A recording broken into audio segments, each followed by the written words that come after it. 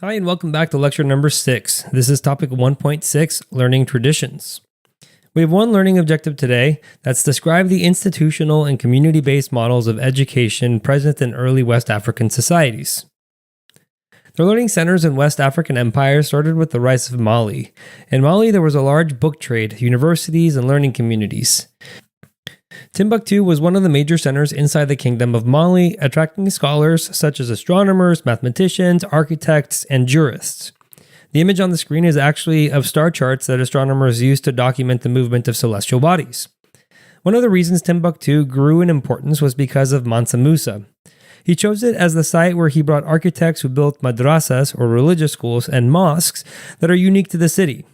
The architectural style of these buildings blended traditional West African and Islamic designs, creating a distinct cultural heritage. Additionally, Timbuktu's strategic location along the trans-Saharan trade routes facilitated the exchange of ideas and knowledge, further enhancing its status as a learning hub. The universities in Timbuktu, such as the University of Sankore, became renowned centers of learning, attracting students and scholars from various parts of Africa and beyond. Furthermore, the manuscripts housed in Timbuktu's libraries covered a wide range of subjects, including astronomy, medicine, and law, reflecting the city's intellectual diversity. Many Islamic researchers and teachers were also drawn to the city because it served as a major trading center. Mansa Musa himself was possibly the richest man in all of history, estimated to be worth about $400 billion in today's money. He used some of that wealth to fund universities and libraries in Timbuktu. This excess wealth sustained learning and artistic endeavors in the city. In contrast, the rural areas continued to practice traditional beliefs and did not attract similar inhabitants. The griot in Mali were prestigious historians, storytellers, and musicians, essentially acting as oral historians.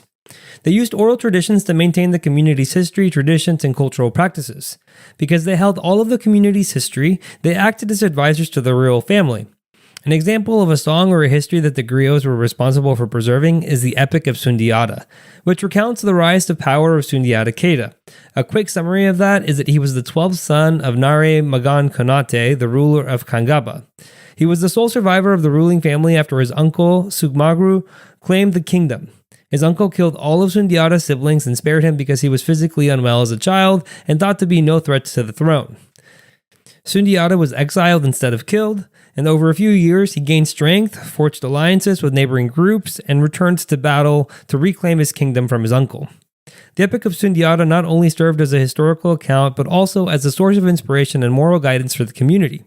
The griot's role in preserving such epics ensured that the history and values of the Mali Empire was passed down through generations. The griot tradition included both men and women, and gender played an important role. Griots could only marry other griots, forming a sort of caste in the Mali Empire. This allowed a specific group of people to hold the community's history, which was then passed down to the children of griot families. Griots preserved the knowledge of the community's births, deaths, and marriages. The griot musical performances were also a key aspect of their storytelling, using instruments such as the kora and the balafon to enhance their narratives. Additionally, the griot's ability to adapt their stories to contemporary events helped maintain their relevance and importance within the community. Finally, here's a recap.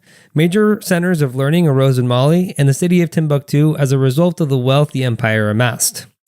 The griots were part of an oral tradition to preserve the community's history. The Epic of Sundiata was a major example of a griot story, and both men and women were part of this tradition. The profession was inherited from both parents. Timbuktu's universities and libraries were key in fostering intellectual growth, while the griots ensured cultural continuity and adaptability within the community. Thank you for watching. If you would like to watch the next lecture, click the thumbnail on the screen. And if you would like more resources to help you study, you can visit apushslides.com/afam. I wish you the best of luck with your studies, and I hope to see you back on the next lecture.